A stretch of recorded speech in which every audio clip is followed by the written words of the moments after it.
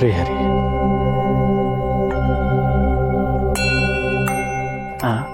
ಗುರುಗಳು ಬರ ಹೇಳಿದ್ರಂತೆ. ಭೋಗೇಂದ್ರ, ಕೆಲವು ದಿನಗಳ ಹಿಂದೆ ನಾನು ನಿನಗೆ ವೆಂಕಟನಾಥ ಇರುವ ಕಾವೇರಿ ಪಟ್ಟಣಕ್ಕೆ ಧಾನ್ಯ ಕಳಿಸುವ ಬಗ್ಗೆ ಹೇಳಿದ್ದೆ ಅಲ್ವೇ? ಹೌದು, ಹೇಳಿದ್ರಿ ಗುರುಗಳೇ. ಆದ್ರೆ ಉಗ್ರಾಣದ ಬೀಗದ ಕೀಲಿ ನನ್ನ ಬಳಿ ಇಲ್ವೇ? ನೀವು ಉಗ್ರಾಣದ ಬೀಗದ ಕೀಲಿ ಒಬ್ರ ಕೈ ಕೊಟ್ಟು ಮಠದ ಪಾರು ಪತ್ತೇದಾರಿಕೆ ವಹಿಸ್ಕೊಳಕ್ ಹೇಳಿದ್ರೆ ಎಲ್ಲ ಕೆಲಸಗಳು ಅಚ್ಚುಕಟ್ಟಾಗಿ ನಡ್ಕೊಂಡು ಹೋಗ್ತವೆ.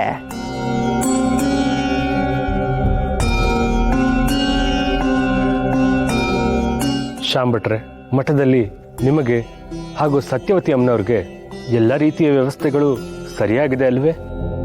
ತಮ್ಮ ಕೃಪೆಯಿಂದ ಎಲ್ಲವೂ ಸರಿಯಾಗಿದೆ ಗುರುಗಳೇ.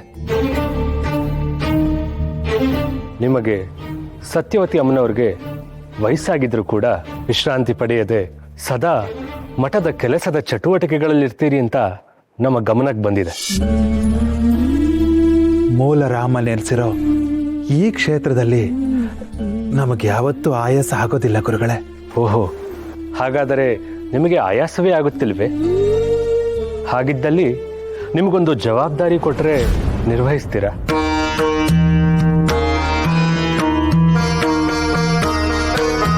ಮೂಲ ರಾಮನ ಸೇವೆ ಮಾಡಿ ಮುಕ್ತಿ ಪಡಿಬೇಕು ಅಂತ ಇಲ್ಲಿಗೆ ಬಂದಿದ್ದೇನೆ. ಈ ವಯಸ್ಸಲ್ಲಿ ನಾನೇನು ಜವಾಬ್ದಾರಿ ವಹಿಸ್ಕೊಳ್ಳಿ ಗುರುಗಳೇ? ನಿಮ್ಮ ಜ್ಞಾನ ತಿಳುವಳಿಕೆ ನಾವು ಗಮನಿಸಿದ್ದೇವೆ ಶ್ಯಾಮ್ ಭಟ್ರೆ. ಈ ಕ್ಷೇತ್ರದಲ್ಲಿ ಸಹನೆ ಮತ್ತು ಶ್ರದ್ಧೆಯ ಅವಶ್ಯಕತೆ ತುಂಬಾ ಇದೆ. ಇದು ನೀವು ನಿರ್ವಹಿಸಬಹುದಾದಂಥ ಕೆಲಸ. ನಾನು ನಿರ್ವಹಿಸುವಂತ ಕೆಲಸವೇ?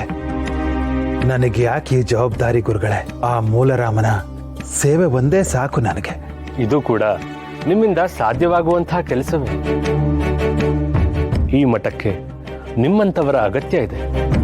ನೀವು ಈ ಮಠದ ಪಾರುಪತ್ಯದಾರಿಕೆಯನ್ನ ವಹಿಸಿಕೊಳ್ಬೇಕು.